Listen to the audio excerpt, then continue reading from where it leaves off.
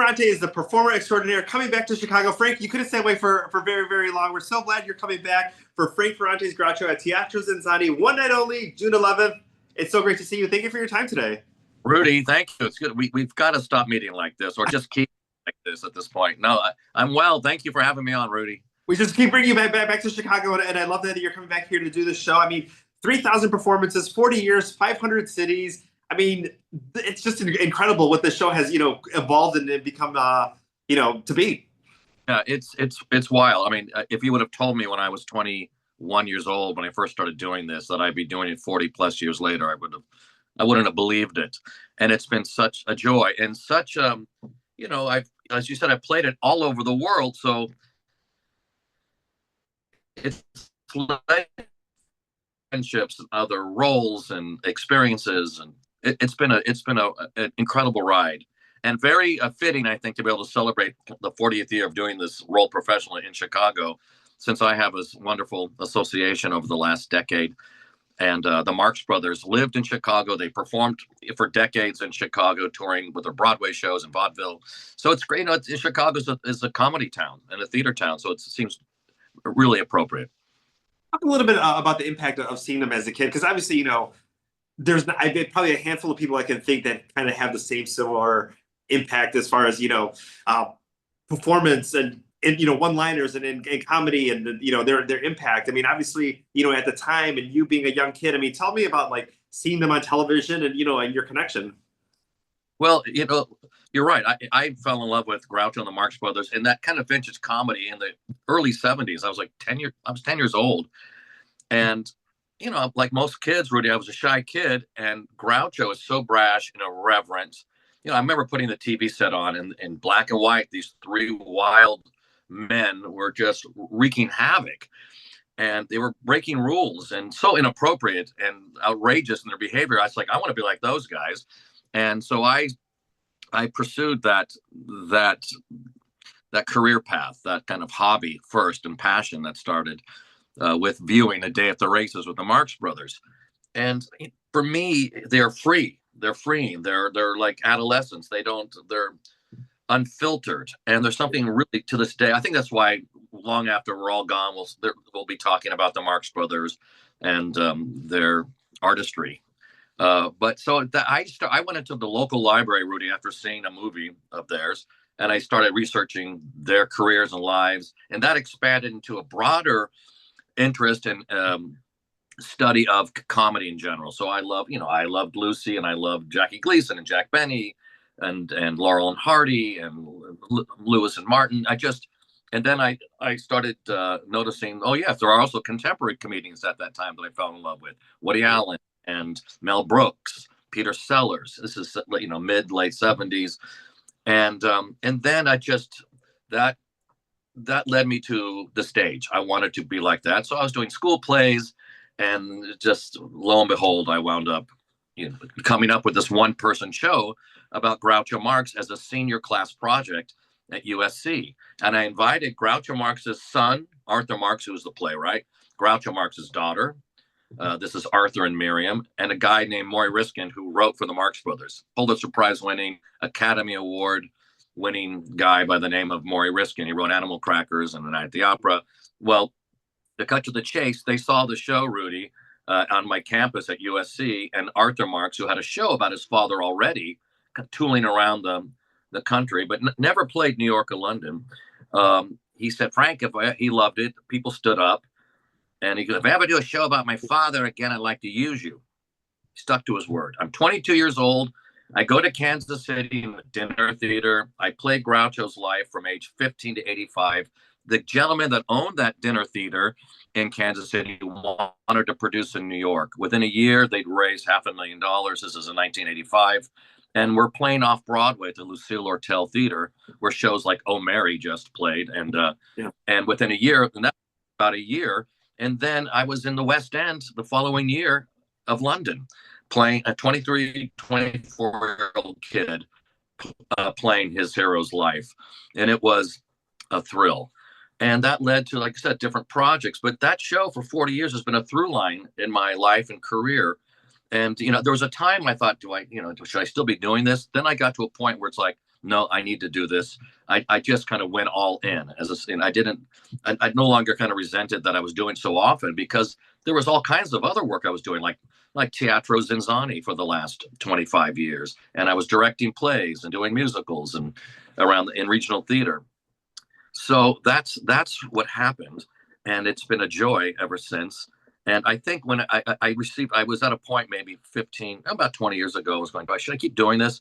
And I remember, and then I performed, and Sean Penn was in the audience, Teatro Zinzanni in San Francisco. And he just was extremely effusive and supportive of my work in comedy as the Caesar character. And then he came to see me do Groucho, and he said, Frank, you're a very good actor. I went, well, you know what? I got to shut up and just let all the insecurity go away and just full on embrace that this is a valuable contribution I'm making, and very exciting for me. I'm growing older, maturing with the role to be. Now I'm in my early 60s, and it's a different flavor today, Rudy. I know I just had my coffee, so I'm not stopping. But anyhow, and then I got to play for Rob Williams in 2010, and he commented improv and said, Frank, you killed it. And I'm name dropping because to me, those are a couple of giants, greatest to me. Yeah. And I thought, okay, there's a stamp of approval. Don't stop doing it. And so this one man show, the one I'm doing in Chicago, is the one that started out as a senior project, but has evolved. There's much more, as you know. You've been such a great advocate. You're a great advocate of the arts, Rudy. We all appreciate you. But you've seen the kind of improv that happens with the Teatro Zinzanni. Yeah. And with Groucho, about a third of the show is now improvised and working with the audience, crowd work, as they call it. And that, it's singing, it's songs, it's routines, it's one-liners, a lot of great stories. You learn about, you don't have to know who Groucho is to appreciate it, because if you don't know him, you're being introduced to him. And but the improv is what keeps me coming back, Rudy. Yeah, I mean, at what point did you realize this show, obviously this is your hero and this is something you're somewhat passionate about, but then realizing what it means to other people, that it's not just, for you, but also the joy that it brings, people thinking about their parents, their grandparents, their childhood, things that they laugh at, when they are having a hard day, just those things that connect people, to this, to the special character and the special person. I mean, at what point did you kind of realize, like, oh, this is much bigger than a senior class project, or me kind of embracing my hero? Yeah, but that's such a great question, because it's only in recent years, you do things to survive. You do things because you are passionate about it. Hal Brooke, who famously starred in Mark Twain Tonight for 62 years, probably the greatest solo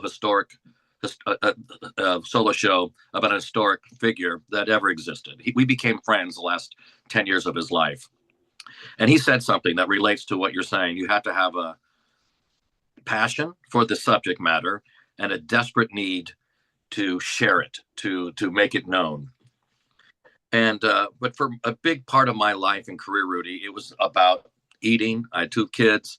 I didn't think about how it impacted other people. I mean, there was laughter that made me feel good. In recent years, I hear from people, young people, which makes me feel really well. They're really good, satisfies me. I saw your show and I wanted to go into comedy or theater because I saw it, and which is like everything. Yeah. And or people, or it's coming back. I saw you 25 years ago when I was 7 years old. I'm now 30 something. And I remember I was at the end of one of my performances in Kansas City, and I've played 500 cities around the country, let alone Europe and Australia and Canada. And some guy with a big beard and about 6'2" goes, I don't know if you remember me, but you pulled me on stage when I was 7 years old. I thought, boy, I've been doing this for a while. And yeah, the show is now on PBS, on public television, and so people can see it. Prime time. They can see it 3 o'clock in the morning. And I love getting notes saying, you know what? My mom was in the hospital and I was with my mom. She needed that. And we put the TV on and we saw it, and it changed our mood. It shifted our experience. That's I think the power of certainly that media of broadcasting like that. But I've mostly been a missionary in a way, going from town to town. Yes. Sharing, hawking away and showing what I got. And bring that joy to people because obviously, we want to keep his memory alive. And there's, short videos you can put on social media, but shows like this get to say, whether you're familiar with him or not, that it's a great way for people just to have a wonderful night out. If you go twice, the shows are never exactly the same. Absolutely. That's the beauty of the show. That's why I can continue to do it. I've done a lot of so-called straight plays and musicals, and it's satisfying because you can, you invest in the precision of it and the language and consistency. But with a show like An Evening with Groucho, it's different every time, as you said. My piano player doesn't know what's going to happen, Rudy. I don't know what's going to happen. The audience doesn't know what's going to happen. And it still has, so it has an edge. There's a certain dangerous element that he had that I find exhilarating. And when I saw him as a boy, he exhilarated me. And I said, I want to exhilarate audiences the way he exhilarated me. That's amazing. The show on June 11th, we're getting the show, and then you're going to be doing a talk back with Chris Jones from the Chicago Tribune right after. So make sure that you stick around and be able to enjoy, a little bit of the stories and the background of you. Thank you. Yes, I'm looking forward to that. I mean, everyone's been so supportive. Dean Richards is, I think, going to introduce the evening, and everyone. Chicago has been extremely embracing, and you've been list, Rudy. So thank you. Yeah, no, I mean, I think about too. But one, I love you as a performer. Just the joy that you bring, audiences, but also, especially with this Groucho character. I was recently watching the Pee Wee as himself, the documentary on Paul Rubens. Pee Wee, like, is for my generation and growing up, that was one of, like, I was having a bad day, I would watch it. I wanted to laugh, I wanted to watch him. Not really knowing his story, but always having that person. And when I was telling, my parents that, like, I watched the documentary, they still remember that too. And just, it made me think as I was preparing for this that I'm like, there's always, you may like something, but you don't realize the impact that, like, oh, this reminds me of this relative or this time in my life, or this brings me comfort, and just the impact of, like, what Groucho means to so many people. And just, thank you for continuing to do the show, because I think, especially, in recent times, people need those laughs and those, those kind reminders of maybe a simpler time for themselves.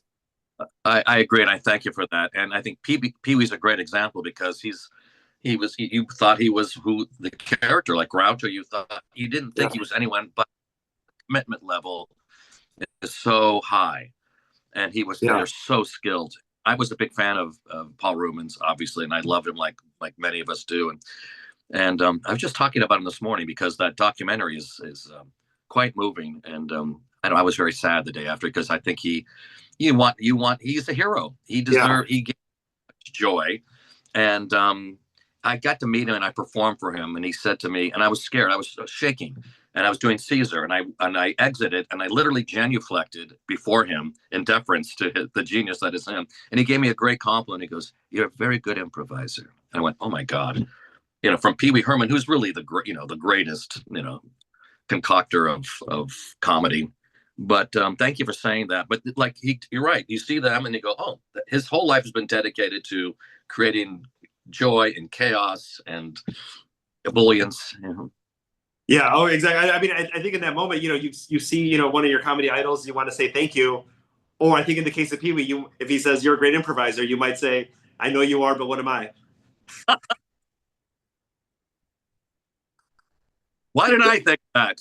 When you think back, Frank, it's so great to see you. Thank you so much for your time today. Zinzanni.com/Chicago for those tickets. June 11th, one night only. We love you here in Chicago. We're so glad you're coming back. Make sure you get those tickets, and we'll see you back in our city very, very soon. I can't wait, Rudy. Thanks. Thank you.